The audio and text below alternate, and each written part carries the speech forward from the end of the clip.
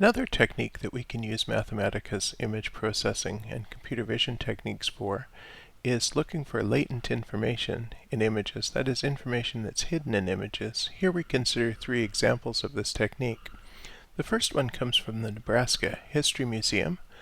While digitizing photographs of a particular collection, the scholars at the museum used image processing techniques to reveal details that hadn't been seen since the negatives were exposed.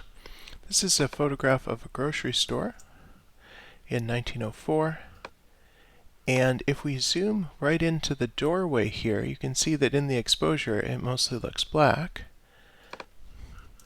But if we use image adjustments to change the contrast, and we enlarge that a little bit, we can see inside the store, we can see the stocked shelves. And in the further examples at the bottom of this notebook, I have a bunch of other examples of image processing techniques that we might try to get more information about what was going on in the store there. Our second example comes from seance photography from the early 20th century. A student who worked with me, Devin Elliott, discovered that in the collection there are a number of stereoscopic image pairs. Here's one of them. And in these cases, at the time the photograph was taken, there were actually two images taken from slightly different angles as an attempt to mimic the binocular vision of the eye.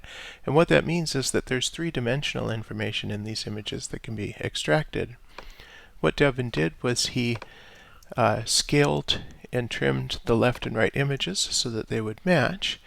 And now we can use a command called list animate, which shows us the left image, then the right image, then the left image, and the right image, and so on at 4 frames per second, and that looks like this.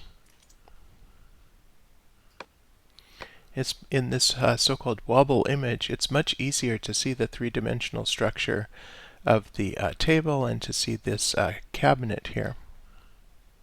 I'm just going to pause that. Our third example comes from an article about palimpsests in Smithsonian Magazine. And in this case, what's happening is they were photographing images of manuscript under a variety of different kinds of light. So if you look at this image, this shows us what's visible to the naked eye. In fact, the text that we can see here was written over the top of an earlier layer of text. And so photographed under an alternate light source, importing an archived copy of their image there. Under an alternate light source, we can start to see some of this other image. Now what we can do with image processing is we can use Mathematica's ability to color separate images into multiple channels. This is the red channel right here.